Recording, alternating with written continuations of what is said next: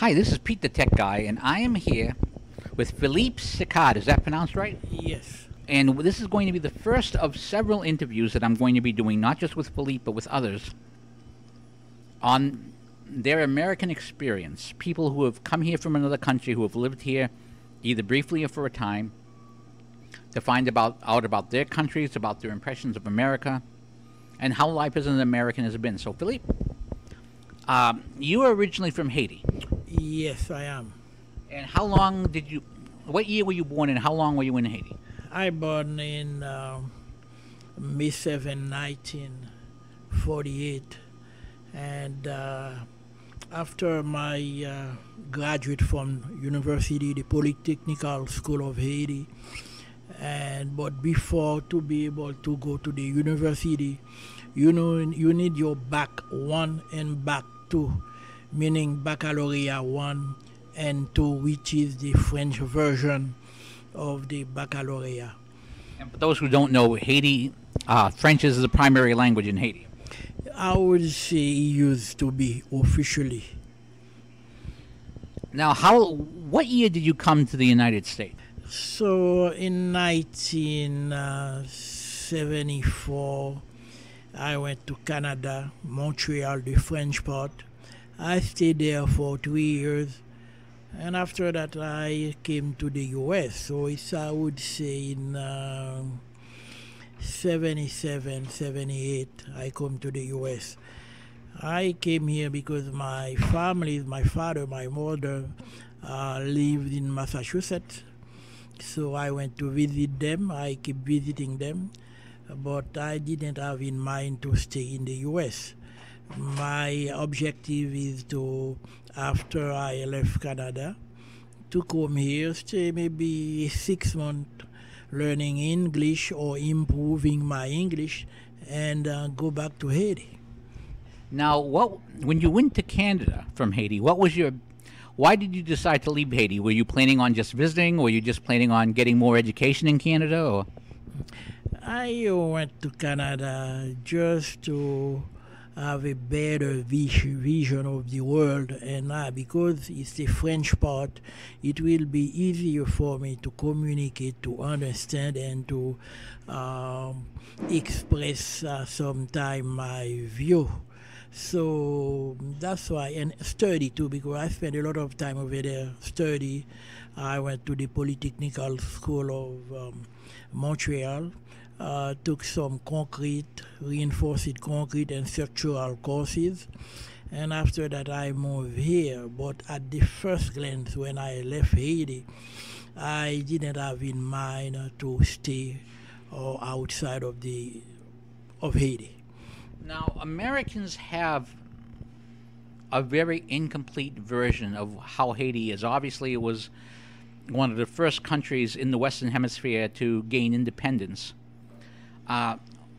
From what you've seen from Americans and from Canadians as well during that time you were in Canada, what are some of the things that we as Americans have wrong about Haiti in terms of the type of country it is, what it has, what it doesn't have, and so forth? Well, while in Haiti at that time, black people here in the U.S., they didn't treating well. They did consider them as the second-class citizens.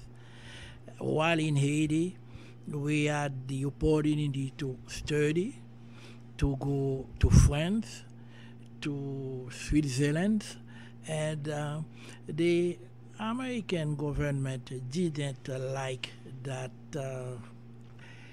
situation. They want, while having slave here, and it wasn't a good idea for them, for those black people in Haiti. They improved themselves, and to be, I would say, a normal citizen as everybody in the world.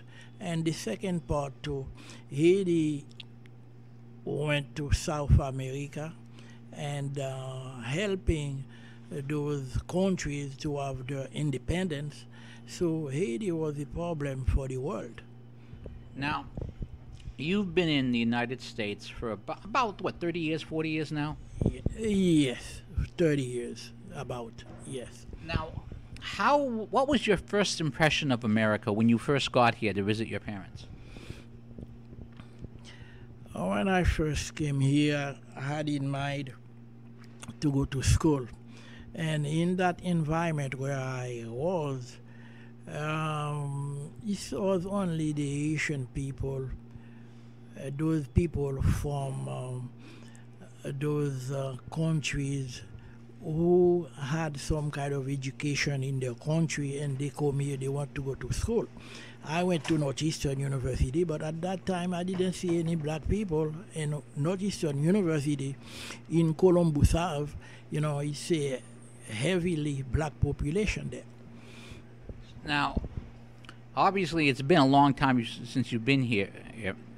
How has America changed in the decades you've been here? And in your opinion, has it changed for the better or for the worse, or something's better, something's worse? I don't ask easy ones, do I? No, I cannot tell that change because I had a chance to teach for 2 years in Madison Park High School, and I see the black population. They're not going to go nowhere because it's just they judge them because they have to go to school, but they don't have a quality education there. Now, how much of that is due to the students themselves? How much of it is due to the society? How much of it is due to race? What do you think are the causes of that? I would say the cause of that is because the way they set up the system for them to go nowhere. It's just saying, we have school and they don't want to learn, but there is something else. They would like to learn, but they don't have the right teachers. I can understand, the majority of the teachers, the white, and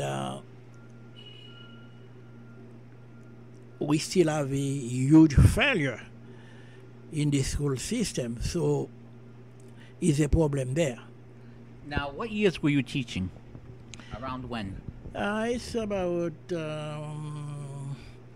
80. I would say no. It's about 95. 1995. All right. Now, of course, you've been here for a very long time. You've seen a lot of presidents. You've seen President Carter, President Reagan, President Bush, President Clinton, the other Bush, President Obama, and now President Donald Trump. And I don't know, were you here for Gerald Ford and Richard Nixon, or were you? No, at that time I was in Canada. All right. So politically, obviously, there's been a lot of changes in America. Of the presidents you've seen, who did you like? Who do you dislike, and why? Who has been good for the country from what you've seen? It's a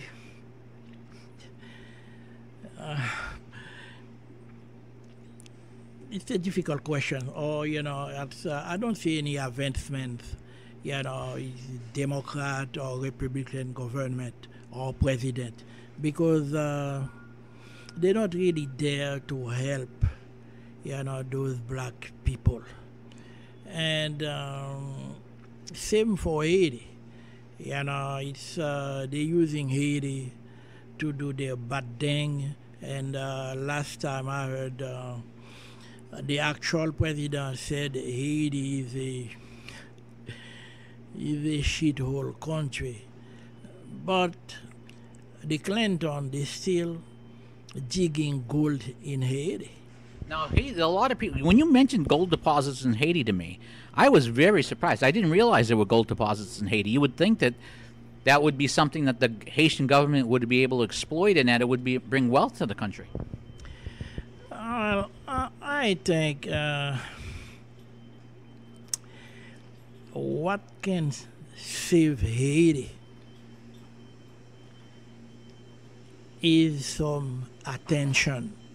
And the only way they will get Haiti some attention is for Haiti to have a direct communication with Russia.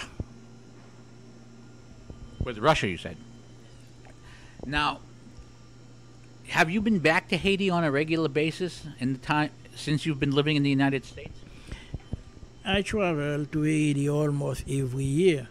I go over there building some houses for friends, and it's like Haiti now.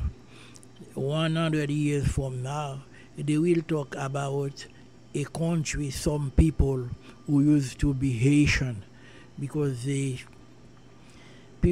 country is vanishing. And can you elaborate on that? When you say the people in the country are vanishing, do you mean that people are migrating elsewhere? Do you mean that are just not as a larger population, or a lot of foreigners coming in? What do you mean by the country is vanishing, or do you mean the culture? Well, they over there by themselves. They have no hospital over there. Each time we have a president, it's like a CEO sending to Haiti or choosing for Haiti by the U.S. And they're going over there making money, digging the gold of Haiti, and they don't care about Haiti because Haiti is a black country. Let's say it the way it is. Haiti is a black country, and those people, they don't like Haiti because we have only black people over there. And two, there is something. If I was in the Haitian government, I will answer to Mr. Trump, telling him Haiti is a shithole. However, what Hillary Clinton is doing over there, digging the gold of Haiti. It's okay. You want to sending back the Asian people. You can do that. However, we could match our gold, telling you, well, you're taking 500 Haitian people every year, and we give you some gold. But that won't happen until we have some connection with Russia, especially now with Vladimir Putin. Now, you've been in the U.S., as we've said, for a very long time. Did you eventually become a U.S. citizen? Yes, I'm a U.S. citizen, and as such, anything. Now, what year did you become a? Well, it's long time ago. I don't remember, but I consider myself an American citizen, and if I have in my way to do something to protect the U.S. government or the country, I will do it. But as a U.S. citizen, that doesn't mean I don't have my opinion. I cannot tell about bad things I see they doing to other countries in the world. So the U.S. is not perfect. So I won't drink that. Now, obviously, you've seen in 30 years, you've seen a lot of people. You've met a lot of people. Met a lot of Americans. Some who were born here, some who from other countries. What is your impression of American people? American people, I would say the working class people or the middle class people. They don't care about your color. They don't care about how you having your life. Is politician who is trying to tell them, trying to divide the country. So it's your opinion that the average American that you've met, they've accepted you and you've gotten along. Well, I don't expect them to invite me to the dining table. I don't expect that, but I have no problem dealing with them, and I don't see them having any problem dealing with me too. Now, were you surprised at that? Was that something that was true from the first time you came to America, or did you see more of that over time? Did people become more accepting over time? I would say it depends.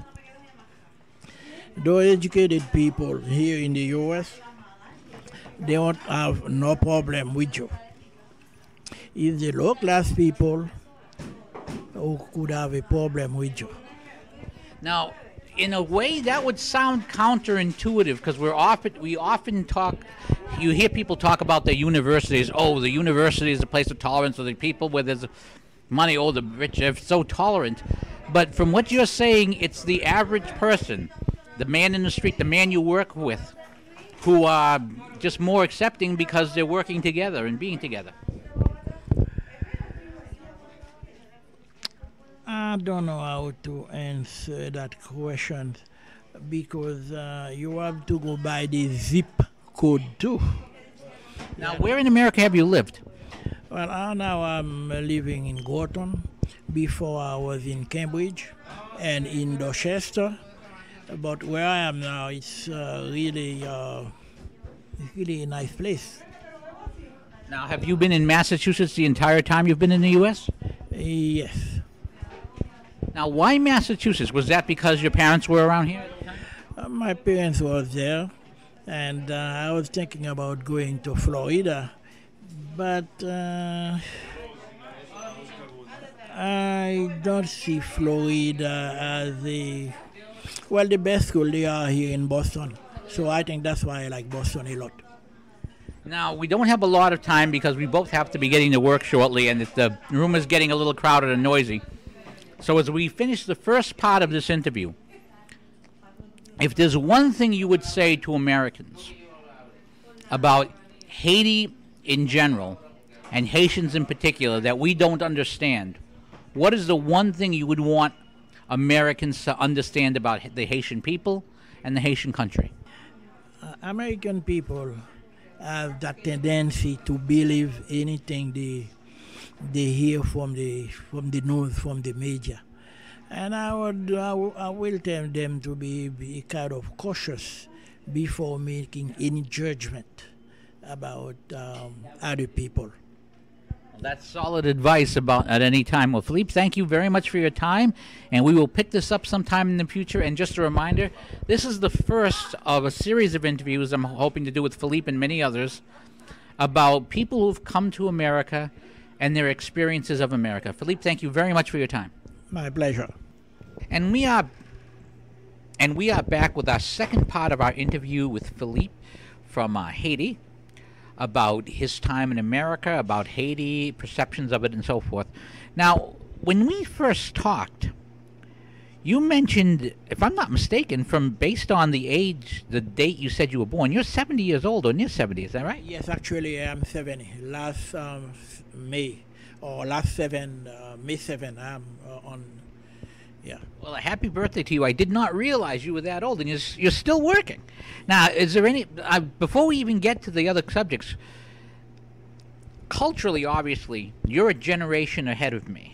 You're 70, I'm turning 55 this month.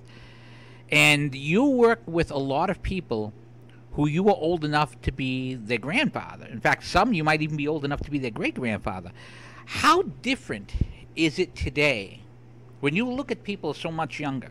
Because I've watched the way you work, and you work. You work your full shift.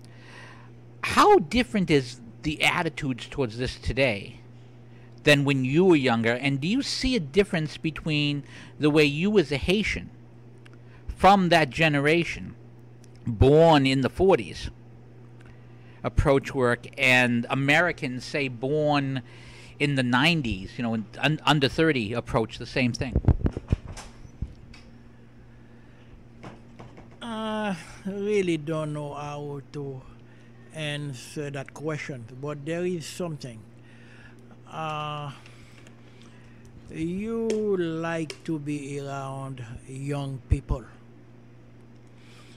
and you can understand them, see what they're doing, and I think it's a good thing.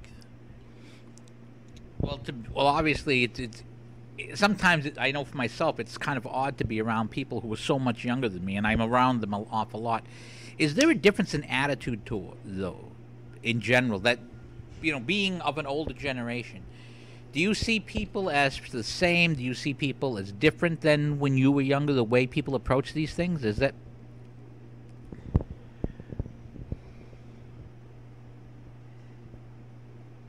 See, you're deep in thought in that one.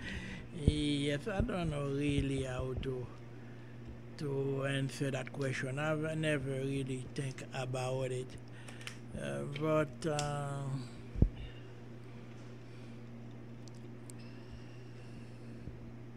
people now, it's the young people, their parents are not able to help them financially, and they have to be somewhere working, doing any kind of thing to have some money. It's either you work or you're on the street doing something unpleasant. Now, you talked about, when we first talked, you talked about Haiti and the perception of it. What should an American know about Haiti that we would not see from our media or from our TV? I mean, I presume you've been back to Haiti. You said you go once a year at least. What do we not understand about Haiti? First, it's very difficult for asking someone here about what he or she thinks about other countries, because the way they brought up here, if they're not working for the government, if they don't belong to some kind of religion going overseas, doing most of the time bad things, so you won't be interested about Haiti, about somewhere else. Usually people, when middle class people, they travel, but they go to Europe, or now it's other countries, they start listening about them, or so they go there to visit, and it might be less expensive for them, and they don't have to deal with those people in Europe who thinks American people, they're not a first class citizen. Now, Haiti has a very large coastline. I mean, and it's in the Caribbean, so I would think that just from its location and the amount of coastline, that it would be a natural destination for people who want a vacation, and I wouldn't imagine it'd be expensive. To go to some places,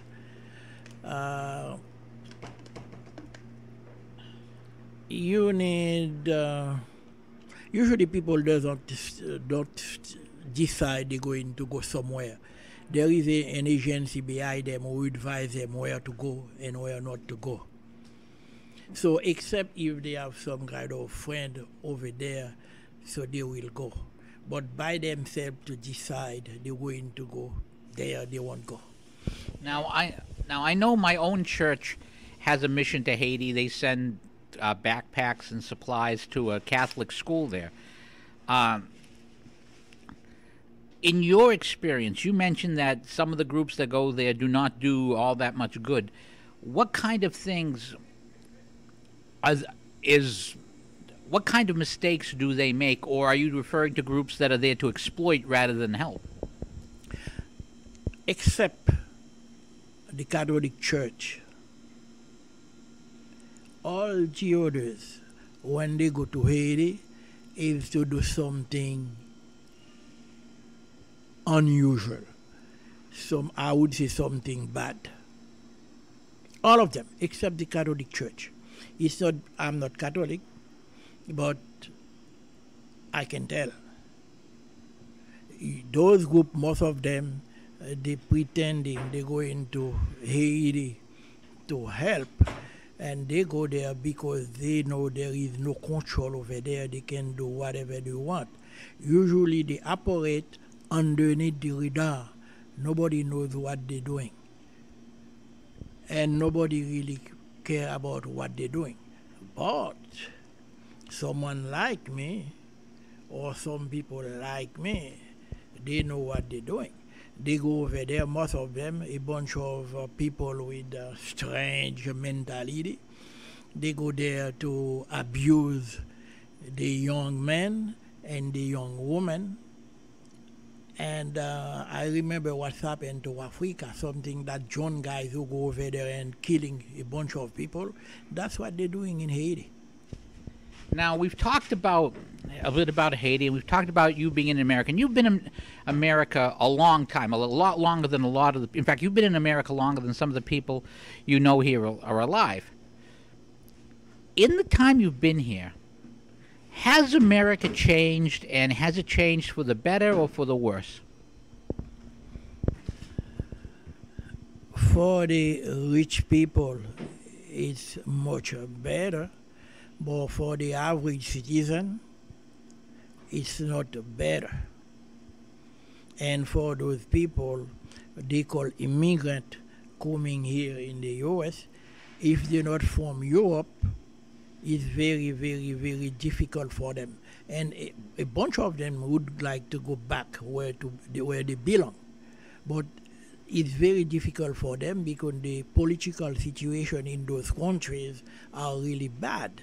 You know, gang here and there, and where they got their weapons, they got them from the U.S. Now, you're saying that people, because of the political situations in their own countries, might decide that they would stay here rather than go home, which people would like to do. Now, you've made your life here in America. You've been here for a very long time, and you've chosen to stay.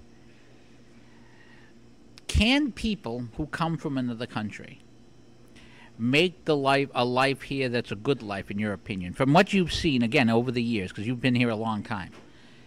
Is that something that can be done and done well?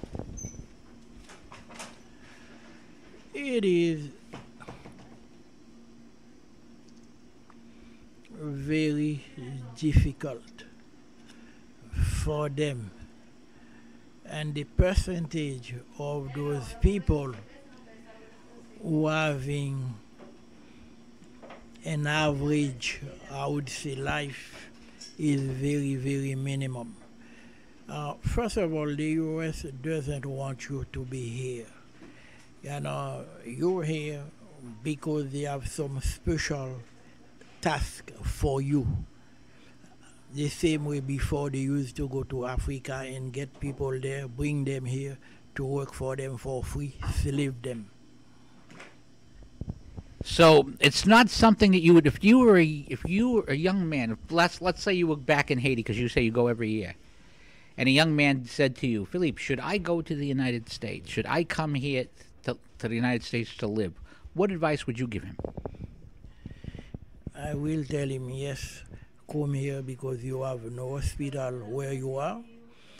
You have no water, no electricity. You cannot have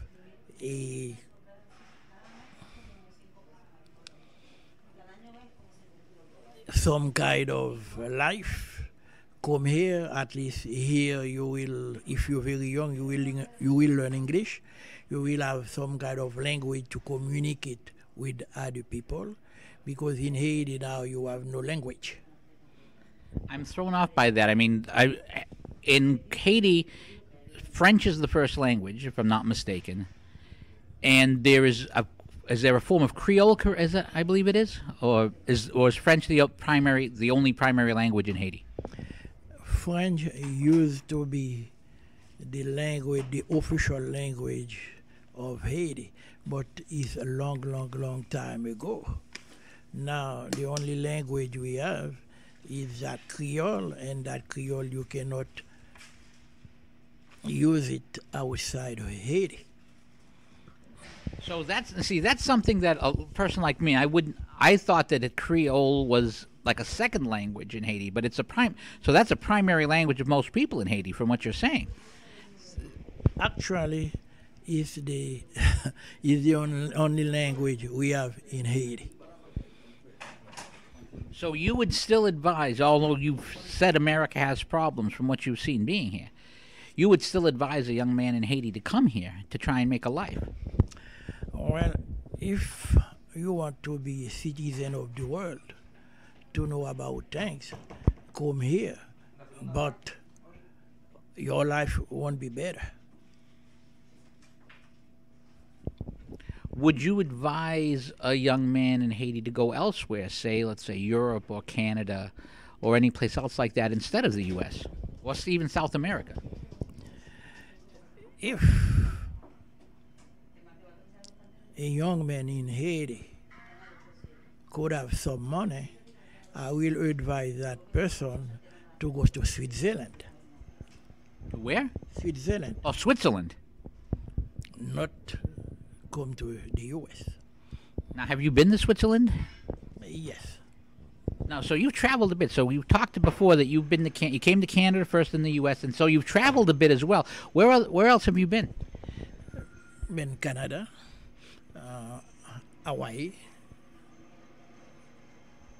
I've never made it to Hawaii. Of course, right now it's with the volcanoes. It's a little dangerous. Have you been anywhere else in Europe? No. Okay, I must admit I'm fascinated at the trip to Switzerland and the fact that you brought that up. And I want to bring up one other thing. Now, obviously, as we mentioned in our first talk, Haiti is a vast majority of the people in Haiti are black. Now, you've worked in the Boston school system in the past. Have you seen a change in how either the city or the citizens perceive a black person, and especially a black person from another country like yourself, rather than a black person who was raised in America?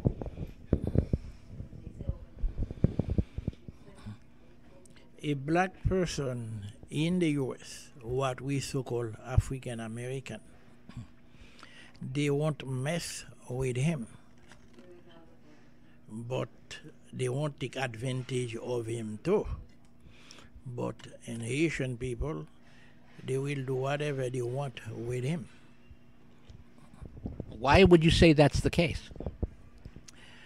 Well, the Haitian guy doesn't know his way around.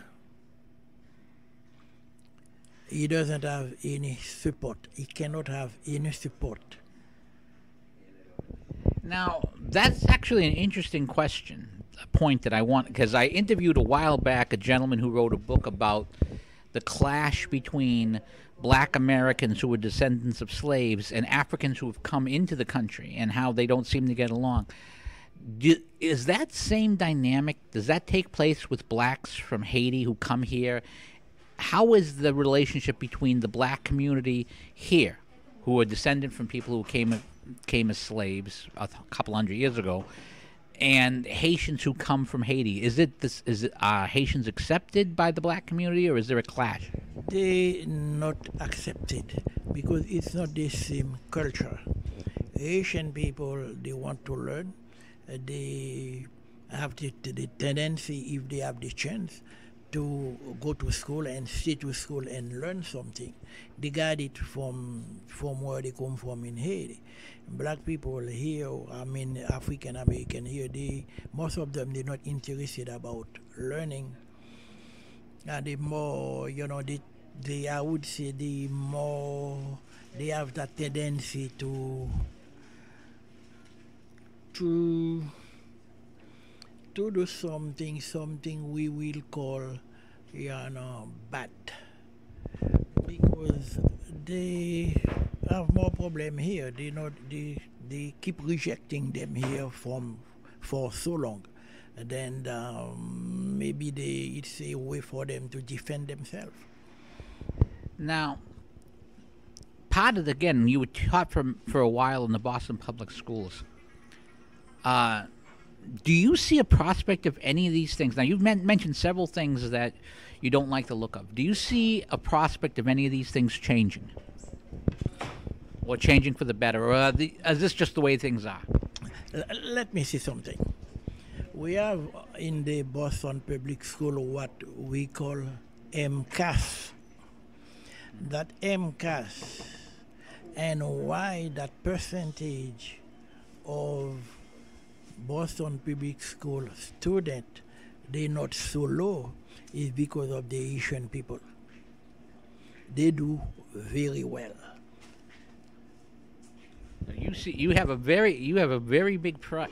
There's no question that you're very proud of the country you were born in, Haiti, and I'm just hearing you talk about your country.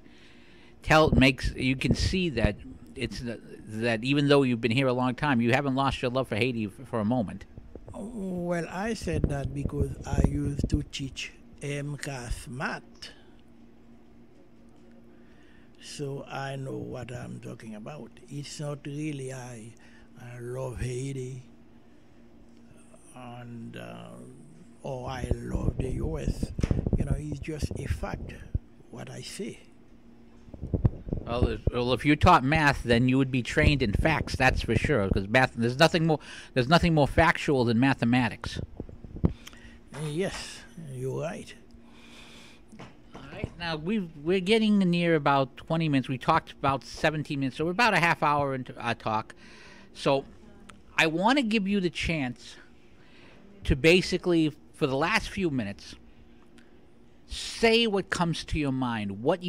If there's something you want to say, something you want to express, either about yourself, America, Haiti, whatever. If there's something you want to say to the people who will listen to this about your experience in America, and like, now's the time to say it without me questioning, just what you think, what you want to say. Well, I came to the U.S., but I didn't have in mind I was going to stay in the U.S.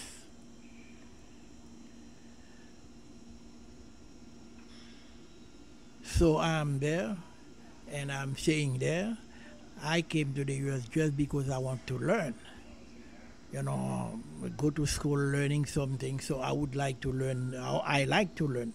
So that it was my principal goal coming to the U.S. But I am here, and it's okay for me. I don't think. I don't know what to say. I don't know if you can ask me more questions. Well, I can ask you more questions if you want. I just wanted to give you a chance to say something freestyle. Okay, I'm trying to think of what we haven't covered. Okay, so we doesn't cover the mentality of the U.S. government toward Haiti. All right, let's talk about that. Now, obviously, there's been many U.S. governments since the time you came here.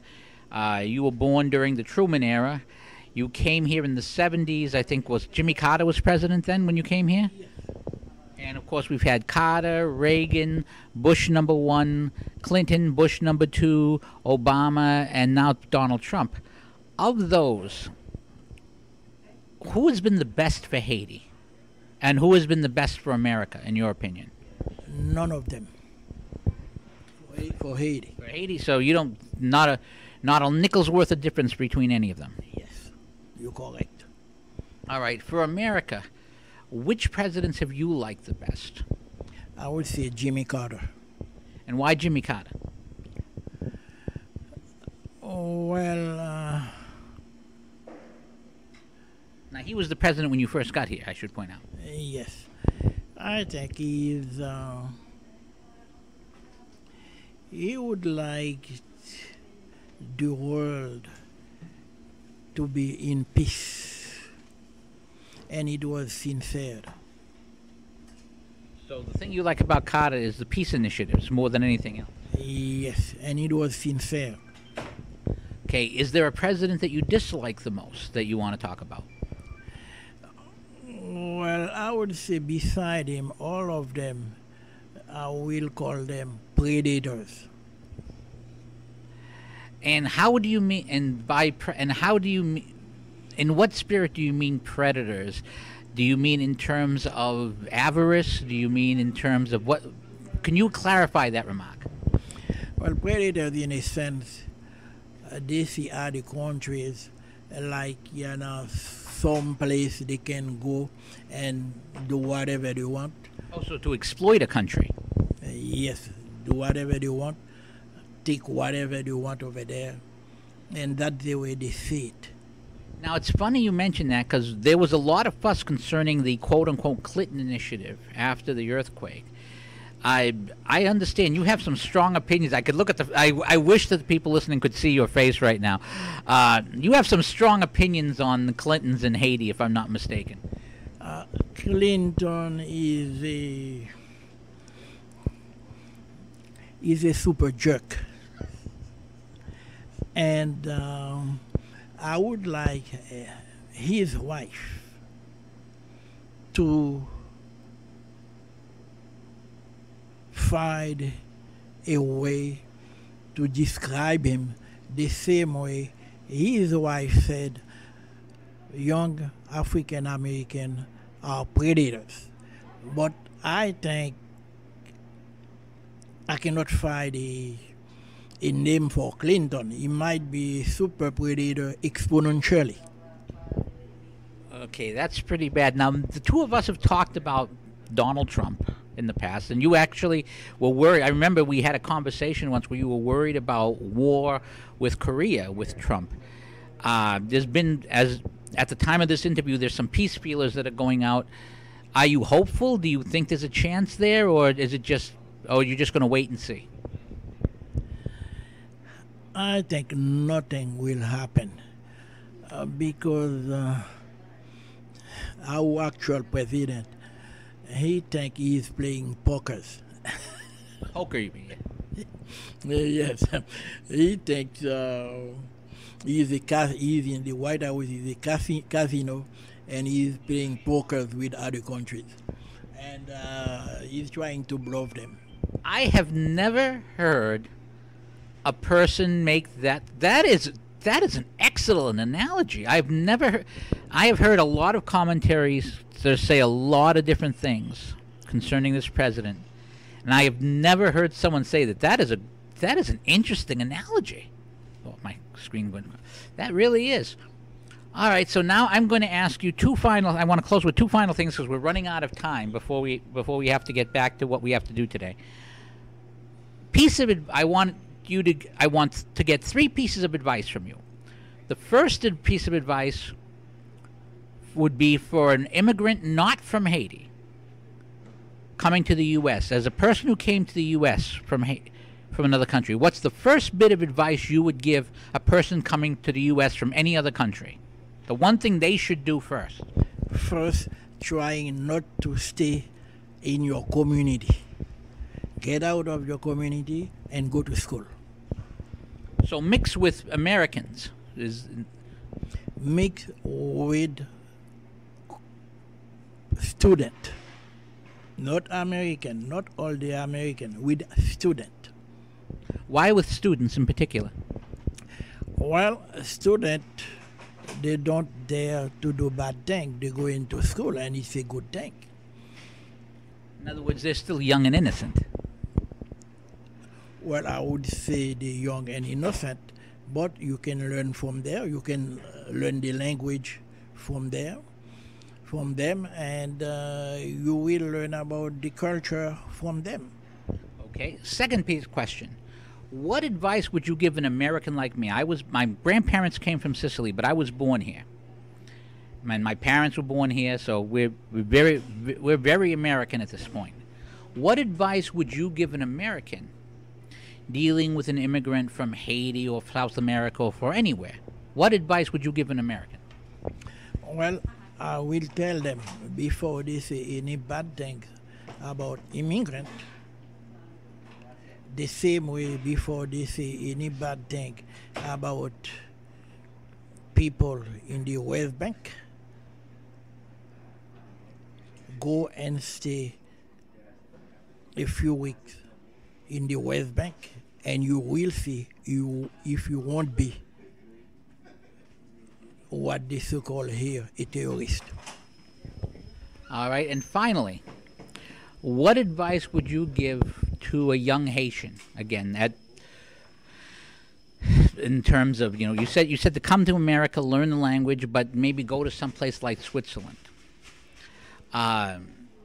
If you're a young Haitian and you're here, what would be the best thing you could do to succeed in America? If you're deciding to stay, what is the way for a young Haitian to succeed in America?